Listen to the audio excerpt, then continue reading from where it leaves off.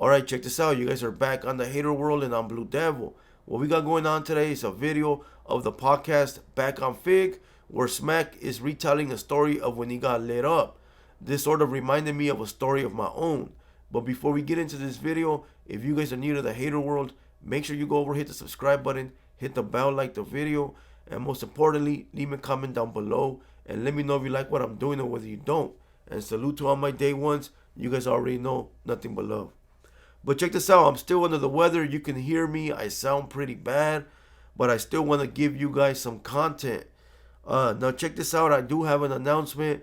I will be dropping members only videos, straight raw and rugged. So if you're not a member, make sure you become one, just so you can get the behind the scenes footage.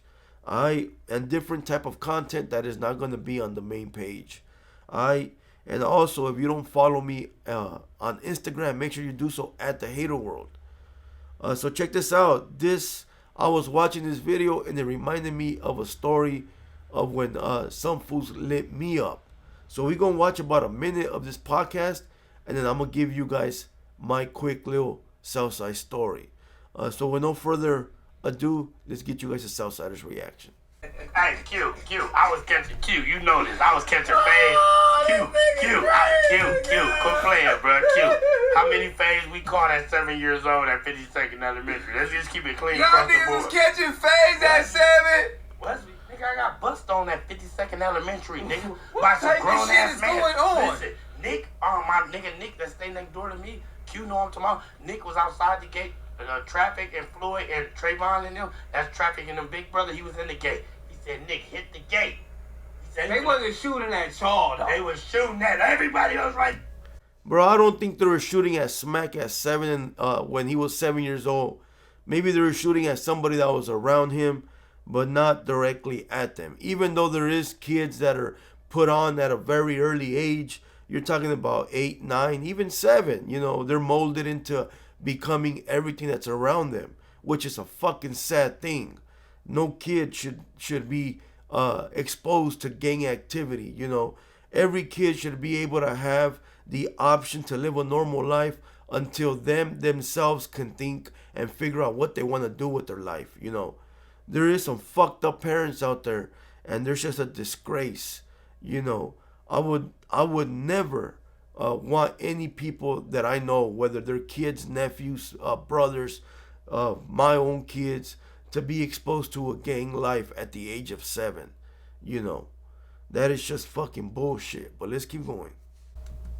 That nigga Nick shooting in the school. Oh my God, bro. Q, let's talk about it. Listen, this nigga Q said he took every fight for your bitch ass. That part, cause that's my brother. Yes, he was. Alright, check this out. Let's cut that video right there. And let me give you guys this little quick story time. Now, I've been giving you guys a lot of stories in between my reactions, and I shouldn't. You know, we should just keep it directly to reactions, but content has been dry. So let me give you guys a quick story. So back like in 2006, as you guys can see right here, it says 200. We had a whole block sold up, right? My mom lived at the address. Well, it was 200 block, right? And the first corner house was, the address number was 200. 2 doors down, my homeboy lived there. Next to him, I lived there at 220. I had my own pad at the age of 19, right? And then 2 doors down from me, my homeboy lived there. So we had the whole block sold up, and across the street from my mom, my brother lived there in some apartments, right? So we had this whole block sold up. That's all we had. The entire town was opposition, enemies, everything. We only had one street. That's all we had, right? But we made so much fucking money on that street. So that day, I was there with my homeboy Negro. We were both on the block that day spotting. So we were at my address, 220, right? And we would walk down to my mom's house and we would spot one by one. So he would go down there, he would look left, right, spot, and then come back, and then I would go, and it was just back and forth, right? Because that day we were waiting for this little transaction to go down, right? So we were both peeping game, right? And at that time, We had a 357 Smith and Wesson Chrome, bad motherfucker with a black handle, right? That's all we had at that given time, and the homie Negro is the one that had it, right? Uh, Shout out to my boy, still solid as fuck to this day. He was much younger than me. I was 19, he was about 17. And so we were spotting back and forth, and finally I said, you know what, fool, let's go down there together. And then you just look that way, I'll look that way, and then we'll figure it out, right? And as we're at the corner, he's looking his way, I'm looking the other way. We're spotting, we're on the next house. Back then we didn't have, we did have cell phones, but we used to communicate with the next house, the chirps. Those that know.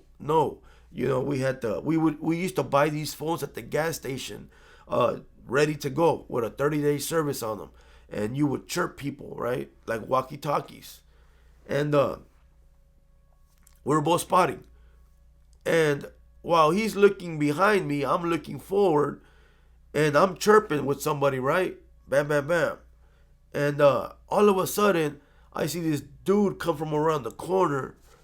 This motherfucker had a mask on, a bandana, mask, a beanie. He had gloves on, hoodie. He was all blacked out, right? Like, you've ever seen those movies where they go pull out, somebody's gonna go pull a lick, and then they get the whole attire, the gloves, the beanie, the mask, the bandana. This fool had it all, and it was probably like 2 in the afternoon, broad daylight. This fool comes from around the corner, and I'm looking at him, and I'm stuck.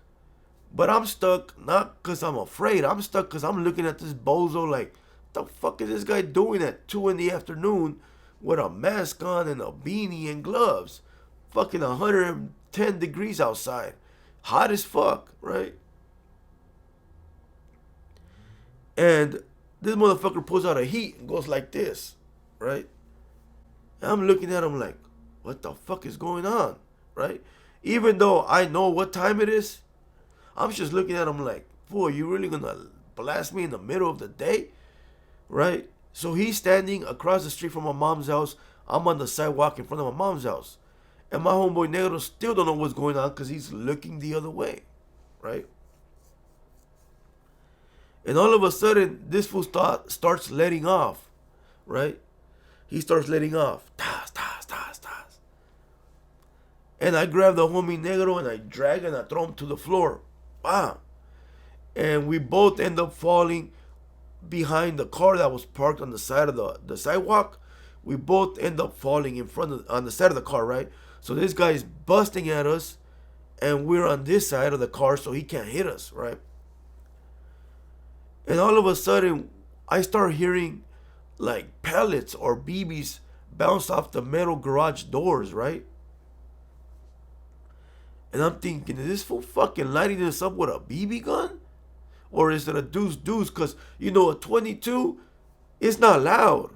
And those little fucking those little bullets, they'll hit the metal garage doors and it'll sound like BBs or pallets, right? I go, this fool ain't fucking blasting at us. This fool got a BB gun, right? And so I get up and I start running towards the dude. And the dude is still busting at me, right? And then the fucking guy, right? I look back and I see my homie Negro aiming at 357. We got a real fucking heat. Ready to blow this fucking guy into smithereens, right? So my homie Negro is in the side of the car pointing the weapon like this. And I start running towards the guy, right? And then the fucking guy throws the gun at me. Bro, that shit cracked in half. It was a fucking CO2 weapon. Like, it had the little container for the BBs. Or the air. Fucking weirdo. The guy takes off running, bro. Gets away, right? And the homie Negro's like, let's go get him. Nah, fool. Nah, fool. We're not gonna go, come on. I've already told you guys I'm strategic. And that ain't the kill you want. I used to tell all my homies back then, I go, look, if you're going to do something and you're going to smoke or blast somebody, make sure it's the kill you want. Because if it ain't the kill you want, then don't even fuck with it. You don't want to go and murk a nobody, and then, you know, people around town gonna be like, oh, that fool's just blasting nobodies. Nah, bro. Get some heavy hitters. You know, unless you have no choice. If you got no choice, then just handle the scandal, right? But it is what it is. This fool was blasting at us with a fucking BB gun. You know, let this be a lesson. You know, anybody playing little games like that, your life can be taken like this. You know, if the only reason my homeboy didn't blast is because, believe it or not, I had a tight little circle of homies, and they all fucking knew what time it was. Like, they were all schooled correctly to where they knew not to do no dumb shit, you know. But yeah, that fool got away, and he ran like a little bitch, and we let him leave. We really wouldn't leave the block unless we had somebody staying on the block, right? Those that don't know. But fuck it. I'm going to kill this video where it lay and call it a day. I know it was a short one, but this shit just reminded me of when this bozo tried to shoot me with a BB gun. Now, you know what? I have stories that when I really got blasted, but we'll leave those for another day. Alright? So I hope you guys enjoyed this one. Once again, I'm Blue Devil. This has been a TheHaterWorld production, and we out.